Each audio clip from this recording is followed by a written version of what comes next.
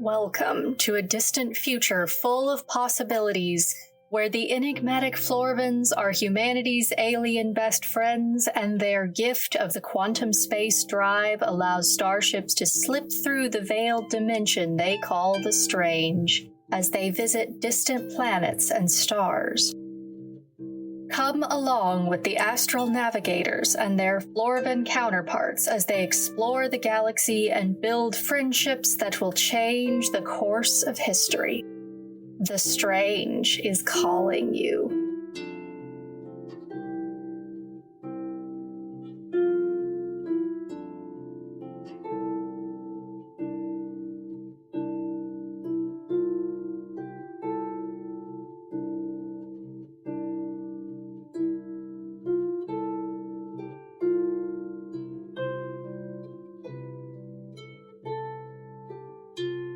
Welcome, friend-shaped entities, to episode 6 of the Strange Space Adventures podcast. I'm Katie Silverwings, author of the award-winning series of cozy, optimistic science fiction stories this podcast brings to you each week. I'm thrilled to be here with you in audio form once again to share the tales of strange space. This week, we have another chapter from my debut novella, Feathered Friendship. Our chapter this week is a bit longer than usual, but it's well worth the listen. Without any further delay, here's this week's installment of Feathered Friendship, a Strange Space Novella.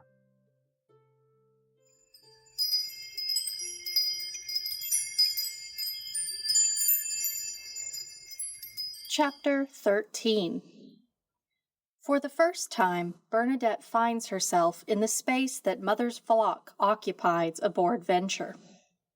It's bigger than the bird room, certainly, with doors along the internal hallway near the entrance on either side which lead to 3 smaller sleeping nest rooms and a lavatory. The central sitting area features a curving orange-upholstered couch and 2 matching chairs around a low table. The walls are covered in cabinet doors, hanging pictures, and shelves full of books and interesting objects. There's also a wide viewport on the far wall of the open space, although at the moment this is covered tightly by a shutter. Bernadette enjoys herself flying around the space and perching in different places while Mother is busy setting up a teapot and cups on the small table in the middle of the sitting area. There are a lot of interesting things to see, after all, between the collected objects on the shelves and all of the different nooks and crannies for storage in the walls. A few minutes after Mother finally sits down in one of the chairs and pulls out her note-taking screen, a chime sounds at the door. "Come in," calls Mother. A pair of new people enter, both wearing the same sort of dark gray uniforms that Navy and Zoe do, although with 1 blue stripe apiece instead of 2 along the collars. One of them is a dark brown human with no hair on his head but a long curly mass of the stuff hanging down from his face. He stands about a head shorter than the lighter-than-a-bird blue Florvin with shoulder-length silver hair who accompanies him. "Good evening," Mother says, waving to the new arrivals. "Thanks for letting me borrow you for a bit on your night off." "Not a bother at all, Dr. S." The human chuckles warmly. "You saved me from getting dragged into a poker game with Cece's buddies from ship's operations again, actually." "Which he enjoys when he comes with me, mind you, and only protests because he's terrible at bluffing." The Florvin nudges the human playfully with one of their upper elbows while both of them are taking seats on the couch. "Oh, is that so?" Mother giggles, then pours a cup of steaming liquid from the pot for each of the visitors to match her own. "I'll admit my ignorance there. Cards have always been more Zoe and Navy's pastime than mine. Poker's something different from what those 2 play with the captain and Dr. Yoshida, isn't it?" "Bridge is a different sort of a game entirely," the human answers, "and it's far too complicated for my taste." "So, Dr. S., says the Florvin, waving their tail curiously. "You said you needed some extra eyes looking at one of your experiments." "Ah, yes I did." Mother holds out her hand in front of her. "Bernie, come over here so I can introduce you." Bernadette flits down from her perch at the top of the bookcase and lands gracefully on Mother's hand. She chirps happily and then turns herself so she's facing the two interesting people Mother seems to have invited to meet her. Why am I not surprised that the experiment you wanted help with has feathers? The human shakes his head in a good-natured way. Ooh, such a lovely color, though. It reminds me a bit of one of my older sibs. The Florvin smiles appreciatively and then turns their third eye up to Mother, keeping their lower two on Bernadette. Is this Cobalt's bird, then? Or do you have another experiment going on that no one's told me about? Yes, it is. This is Bernadette. Say hello to the lieutenants, Bernie. They're going to help me with the rest of the test I was doing with you earlier. Bernadette fluffs her feathers and stretches out her wings, then bobs her head happily at the two of them. Hello. Bernadette is a good budgie. Hello, Bernadette, says the Florvin. Nice to meet you, little bird, says the human. Cobalt certainly talked about you enough. Bernadette bobs her head again to each of them. Nice to meet you, she echoes. So what exactly is this test we're helping with? Asks the Florvin with a curious twitch of their ears. Well, says Mother, taking on the same tone of voice she uses when she's explaining some task or other to Kobe. Bernie here met Zoe for the first time earlier tonight, who's pointed out something about her behavior to me that Cobalt had mentioned too, but that I hadn't seriously considered before. I've already run some preliminary tests with her, but I'd like to try it again with someone else she hasn't met before today to see if what I'm suspecting is true. And what exactly are you suspecting, Dr. S? Asks the human, raising one of his eyebrows. Oh, you'll see once we get started. I wouldn't want to prime your impressions any more than I have to. Mother smiles and gestures toward the two visitors. Okay, Bernie, first question. Can you tell me who these lovely people are? Bernadette considers the question and tilts her head to take a closer look at the two people sitting on the couch. She thinks back through all the things Mother and Kobe have said about the other people who live outside the bird room in the bigger world of the starship called Venture.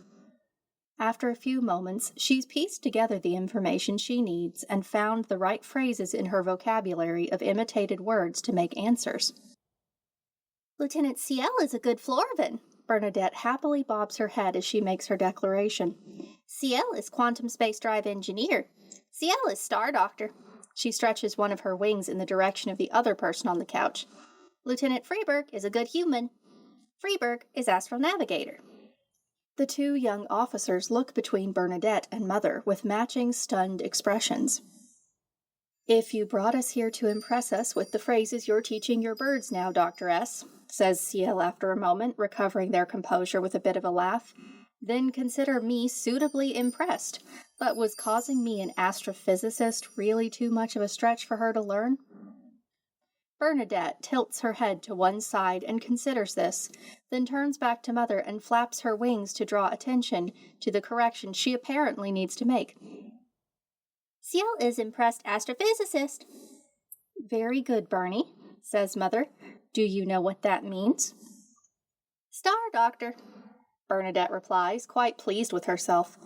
Kobe had explained to her in one of their one-sided conversations that the person they talked about called Ciel was, in addition to their main line of work, a scientist like Mother who studied big, important things called stars instead of creature, but they hadn't told her what Ciel's job was called. She's happy to know that there's a proper word for it. Freiberg's eyes widen. Okay, Dr. S, this has to be one of your more involved magic tricks. How did you know to train her for prompts like that? Believe it or not, I didn't teach her to say any of it. Mother chuckles and takes out her holoscreen to make some more notes. Bernie, she asks, gesturing with her stylus, can you tell the lieutenants the phrases Kobe and I were trying to teach you and Albert to say? Bernadette chirps happily and bobs her head before beginning her recitation. Bernadette is a good budgie. Bird at work. All clear, all clear. Danger, move away. Thank you, Bernie, just like that. Mother smiles and looks back to Ciel and Freeberg. You see, we had just started with a few phrases that I'd planned to later try and have her associate with tasks and the presence or absence of miasmas if it turned out my theories were correct about her being able to sense them. The rest of her vocabulary she's either picked up from Rico or from the conversations she's overheard. As far as I know, just now is the first time anyone's said the word astrophysicist around her. Well, it's outside my field, and bird intelligence is notable, of course, but even your little friend Rico doesn't seem to understand what he says, Ciel comments, looking at Bernadette intently and waving their tail. And yet, your Bernadette here gives the impression she understands everything we're saying. That's essentially what Zoe said earlier, which is why I've been testing her. Granted, Cobalt's been talking to Bernadette as if she could understand them since long before she started mimicking words. Mother sighs lightly and holds up a hand before anyone can comment. Which, yes, I know, I talk to the birds all the time myself, even though I'm well aware they can't understand. But I'm afraid I may have missed the significance of what was going on here, because I mistook Cobalt's interactions with her for a combination of them having picked up that habit from me, and Bernie being something they'd latched onto as a way of coping with everything else they're working through. For what it's worth, Dr. S., Ciel says in a bit of a more quiet tone, their mind has seemed far less troubled since you took them under your metaphorical wing, even more so since this little experiment of yours hatched. I hope so. Mother's tone falls to match. I've been doing my best to support them. The kid actually talks now and can handle being in the drive bay for a full jump cycle without having a nervous breakdown. Considering what they were like when Navy first picked them up from the academy at Captain, that in itself is a miracle. Freiberg lightly strokes his beard for a moment. Now, as for the bird here, I can't claim to understand any of the science involved, but if it's just a matter of imitating words and you didn't teach her, how in the stars did she know who we are? Do you want to try answering that one, Bernie? Asks Mother, returning to her usual interested scientist voice. Bernadette stretches and refolds her wings. Bernadette is a smart budgie, she tells them. Mother talks to Kobe. Florivan pair with Navigator. Freeberg is Ciel Zoe. By that, says Ciel, chuckling, I take it you mean you overheard them talking about us here and there enough to know that Venture has 2 Navquan teams, and you've already met the only other Florovans on the ship, and then figured out that Hans here must be my counterpart because we came in together? Bernadette bobs her head excitedly. So you're saying this bird has the same level of intelligence any one of us does? Freiberg raises both eyebrows. I suspect she might, or something approaching it at least, says Mother. If Cobalt's to be believed, Bernie's been acting like she could understand spoken language since she got the last of her feathers. But she's only been holding a conversation like this with the mixed phrasing you've just seen since today, as far as I know. I'll have to ask them when they come in from the jump shift just how long she's been seeming to respond to them. Her use of language reminds me of kittens around the age where they're in between losing their fur and hitting that first major growth spurt. You know what I mean, Dr. S., right? When they've got a general understanding of what the people around them are saying, but they're still working out all of the proper phrases and words for things. That does sound about right now that you mention it. Mother pauses thoughtfully. I'll have to ask Navy to help me do some comparisons between Bernadette's development and brain patterns and that of Florivan kittens. It'll be interesting to see how Navy reacts to this little development at all. Ciel leans back into a more comfortable-looking position and lightly drapes their 2 left arms along the back of the couch and around Freiberg's shoulders, respectively. Considering that you almost didn't manage to persuade them to let you continue the experiment after they found out what Cobalt was carrying through the strange for you, I mean. They've met Bernie a few times, but yes, I have a feeling I'm in for a proper lecture from our dear elder in residence about all of this. Mother shakes her head. Not that I have any idea how the exposure to quantum space while she was developing would have done anything more than make her sensitive to the presence of miasmas, and I wasn't going to start trusting her and Albert for that for a few more weeks, since she's been so much slower to develop since she hatched compared to the average budgie.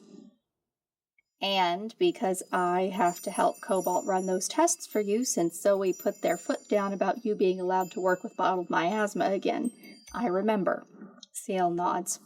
And your other subject isn't showing any of the same signs? Albert is a normal bird, says Bernadette, hoping that the way that she fluffs out her feathers when she says this gets across the tone she wants, since her imitation voice can't accomplish the subtlety of tone that the tall people's can. Albert has told her that she's not a proper bird often enough that she feels it's only right for her to turn it around and call him normal. Mother chuckles. As far as I know, he is, yes. We'll still have to run those tests with both of them, but Albert's development has been perfectly normal, and he hasn't picked up any of the phrases besides his name. For a budgie his age, that's not all that unusual either. I would assume it takes a more extensive exposure to produce the effects we're seeing in Bernie, but I have a feeling that this little experiment of mine is never going to be able to be repeated for us to find out. Considering that you seem to have raised a sapient life form simply by exposing it to the strange on a regular basis as an embryo, CL shakes their head, gesturing vaguely with their tail. Well, no, I can't imagine Navy would let you ever pull a stunt like this again, much less the rest of the council when they find out about your results. My Nita's certainly not going to like it, I can tell you that much. Mother nods and grows quiet for a moment or two, taking a long sip from her cup before looking back towards the couch. And what do you think of it, CL, honestly? As a fellow scientist, CL asks with the mixture of curious and serious tones coloring their voice, or as a Florvan who's responsible for keeping you and the rest of the humans aboard this vessel safe from the dangers of the strange when we're traveling through it? Both, I suppose. CL pauses for a few moments, lightly rubbing at their temples with their free hand. I'm not sure. For one, I think this whole thing has been reckless to a certain extent, even if you have been using the protocols we worked out, and that if it had been anyone in the galaxy but you who'd tried it, the Council would have demanded the experiments be stopped from the moment they caught word of it. You're fortunate that they've always trusted your reputation and good intentions, Dr. S., even without Navy vouching for you, you know? I'm aware of that, yes. And the ethics of ever allowing your work here to be repeated or, stars forbid, built upon by anyone else who doesn't share your background with us, and why we have to limit the research into the strange that we assist with, or your understanding of when things have gone too far, that's a mess I don't even want to think about. CL sighs and makes a vague gesture, and it's more Navy's place to talk about that than mine anyway. I know what you mean, yes, Mother nods. But as far as the bird herself, CL brightens and holds out one of her hands. That I am sure of. Bernadette takes this as permission to fly over and land on their outstretched fingers. She flutters her wings for a moment after she lands, and then looks up with a curious tilt of her head into the 3 golden eyes that are looking at her so intently. Miss Bernadette, CL says, smiling. Scientist me and Florvan me both are utterly fascinated and think that you are a brilliant little creature that the strange seems to have decided to give a chance at being a person. I'm not sure if you can understand this yet, but you're very lucky that Dr. S is your parent and not someone else.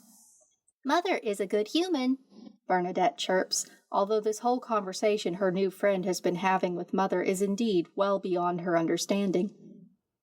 All the same, she's thrilled that they're actually addressing her like this. She is at that, CL agrees. They hold the hand that Bernadette is perched on closer to their counterpart. Now, if you want to start picking up interesting phrases to add to your vocabulary, this is your man. He's a brilliant navigator, of course, if I do say so myself, they add with a grin, but he's also something of an avocational expert on ancient human literature. You wouldn't believe the sorts of words all of his books have in them. Cece, really. Don't go talking me up to be an expert. It's just a hobby. Freeburg seems embarrassed, but only for a moment. But if we're going to say that this bird is a person and part of our little Navquan family, then yes, I don't mind helping Dr. S. round out her education with some readings from the classics, although I'm not sure how much good teaching her Latin would do. He laughs, giving Bernadette a little nod. Bernadette chirps happily and bobs her head at him in return, then flies back over to perch on Mother's shoulder. Mother lightly strokes her feathers and then smiles at the two people on the couch. So, you agree that she's showing enough signs of sapience, then? I do, CL chuckles. We might as well ask her if she is at this rate, quips Freiberg. What do you say, Bernadette? Are you a sapient bird?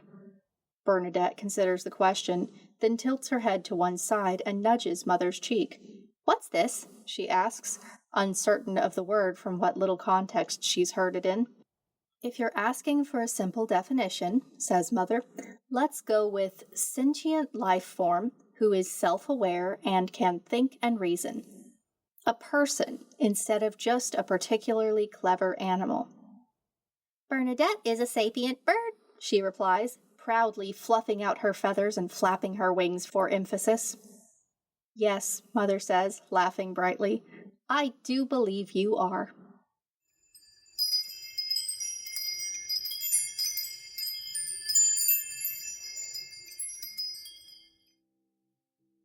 That's where we'll leave our story for this week. I hope you've enjoyed these latest chapters of Feathered Friendship.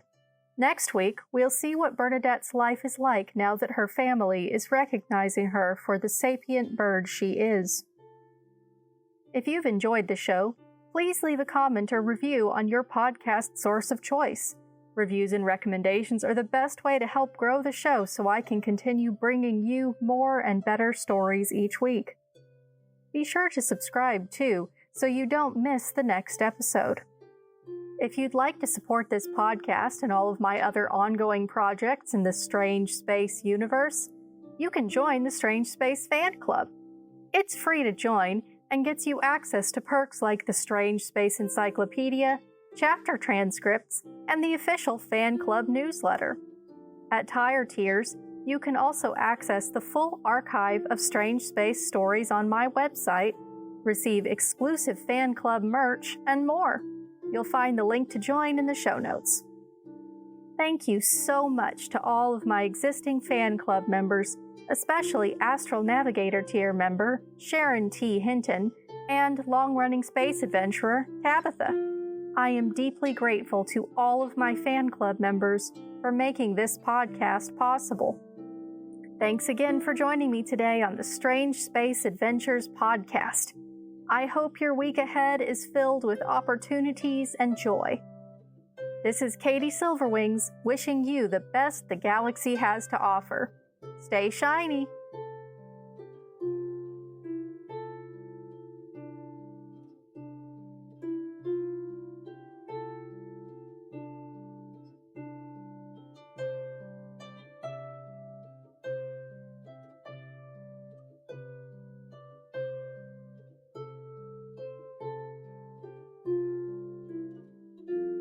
The Strange Space Adventures podcast is brought to you by Pep Talk Productions, LLC. Strange Space is a trademark of Katie Silverwings, LLC, and all content of this podcast is copyright 2025 to Katie Silverwings. For more information on Katie Silverwings, Strange Space Adventures, and this season's story, visit www.katiesilverwings.com.